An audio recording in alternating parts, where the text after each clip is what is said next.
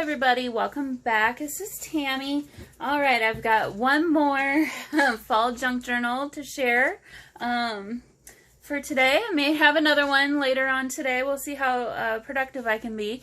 But this one is, the cover is from a Reader's Digest. It's from, I want to say, the 60s. I can't remember exactly the age, but this one in particular, the spine was too far gone, so I had to recreate the spine, and it's actually a little bit wider than it normally would have been for the Reader's Digest book, because I wanted you to be able to expand this and have room to add your own pictures and ephemera and all that good stuff. So we got some upholstery fabric that's kind of like a taupe color on the spine, so it's super sturdy. And then I added some trim here on the front and the back, and then I did kind of cover it up on the front, but there is a really pretty gold line going down from the top to the bottom on the front and the back cover.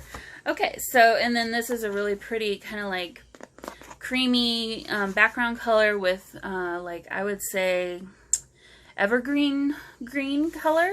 So I don't know how well the colors are showing in the video here, but oh, also this is a hollow back spine. I did not sew the signatures into the spine, so you can see there's a gap there. If you wanted to add a bookmark or put a thread through, and you can use that as a bookmark, you can easily do that with these books. It's really really fun to do that. Okay, so on the inside we have a double pocket here. So got a fabric pocket in the back, and then this is another, this is from a napkin that I used on the cover of a different journal, but these were the leftovers, and so someone has cross-stitched across the napkin, and then I went ahead and added this embroidery.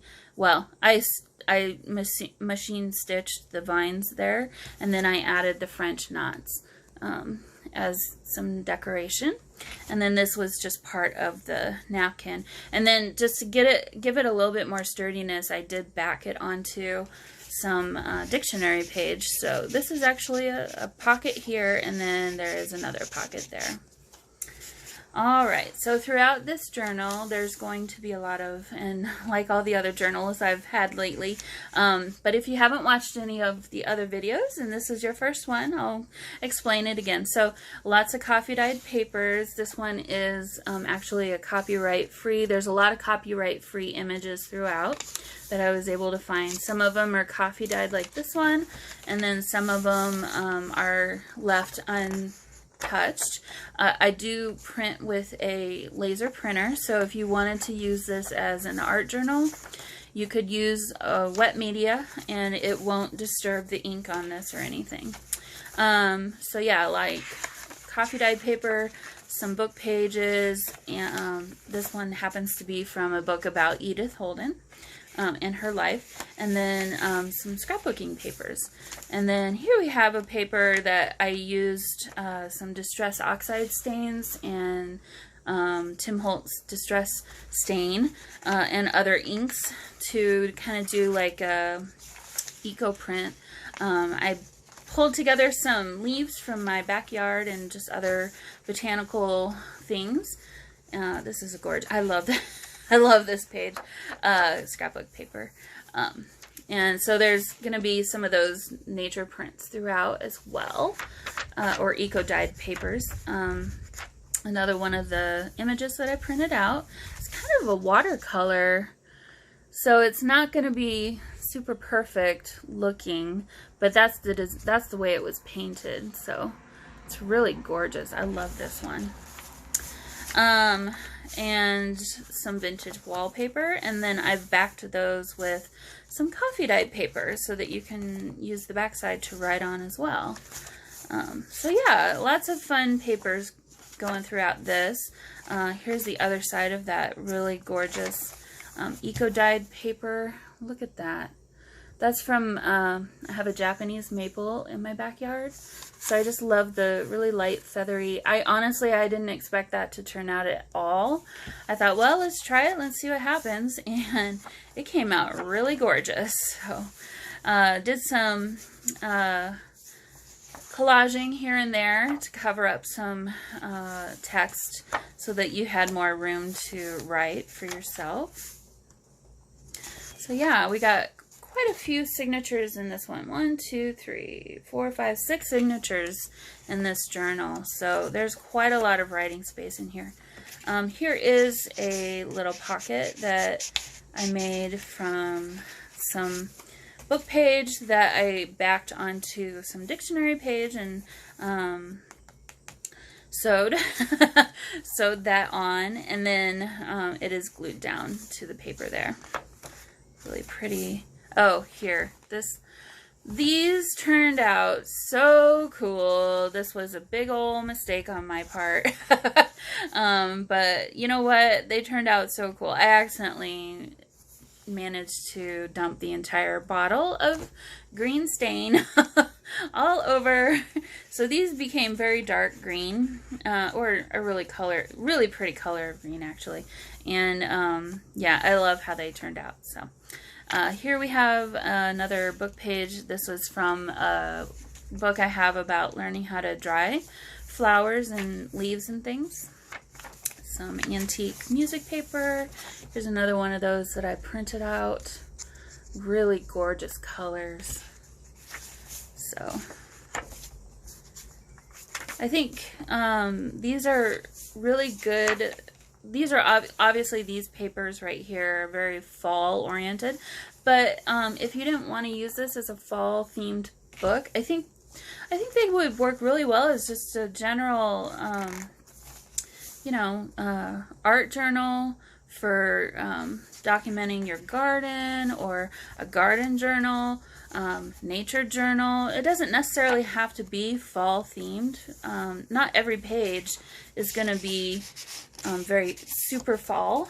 I tried to kind of keep it a little bit more generic as much as I could.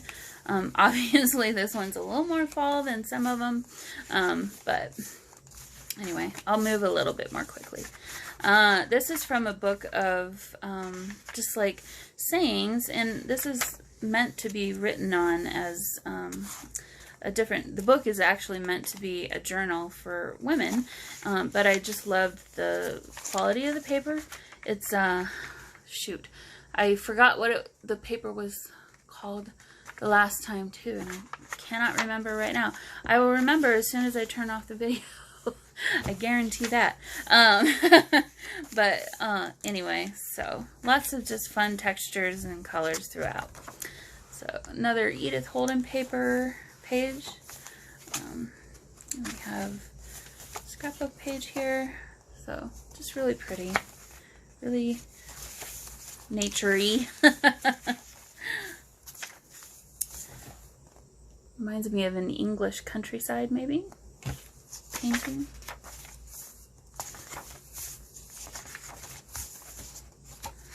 So yeah, lots of fun papers, and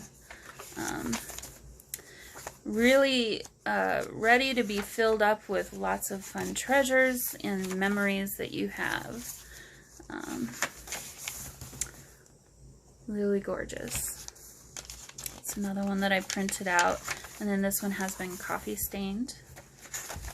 This is actually from a calendar, so I covered up the writing, and then on the back side I covered up the calendar part, and this is just tissue paper, but it's been glued down, so you could write on that if you wanted to.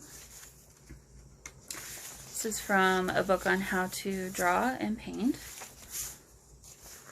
And then there's the back side of the calendar page.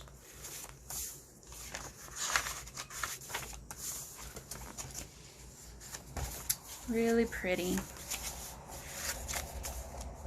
I found that I used a whole lot more green paper than I usually do.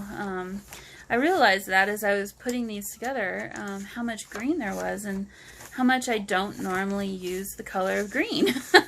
Not because I don't want to, it's just, it seems like there's just not as much green scrapbook paper out there. Oh, this is from a vintage, I think, periodical that was given to me, and it's teaching you how to crochet, or not crochet, to make lace. But the print of it is like a newspaper, actually, so it's really kind of an interesting texture added to this. Here's another image that I printed out and then coffee dyed. I just absolutely adore this image. It's just gorgeous. Whoever watercolored this, it's really pretty. So, and I liked it. I like these because the patterns and stuff from the sewing pattern. Really cool little image looking through a neat window there. This is just regular lined paper. I think it's just low quality. You know, the cheap lined paper that you get from places like Walmart or Target, and the ink happens to bleed when you coffee dye it, and then it kind of turns burnt green because obviously the lines are blue, and so mixing with the coffee, I guess it just turns green. And I actually really love how that turns out. So have some papers of those inside. It's a really pretty spread here with another painting. This is actually a book page from a book that I have with some scrapbook paper next to it. And now we're into the last signature here. Some graph paper, some more scrapbooking paper. This is another page from that book. It's kind of got a glossy finish to it. And then here's another one that I printed out. It's got a really cute little pumpkin there at the bottom. Some fall leaves at the top. This is copper foil right here with some leaves and acorns. And then another vintage wallpaper backed with more coffee dyed paper. Some Edith Holden. This is from her Garden Notes book. So this would be a really fun place to, if you were using this for garden notes, really fun place to document some more of your garden.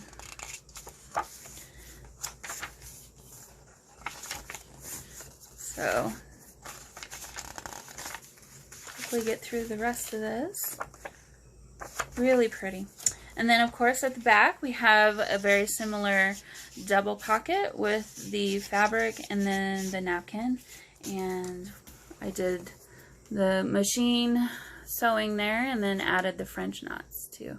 So there we have it. So that is this journal. I will have a link to this in the description box below if you should like to buy it. It will be available on my Etsy shop. And that is all for this video. I will see you all again very soon. Bye!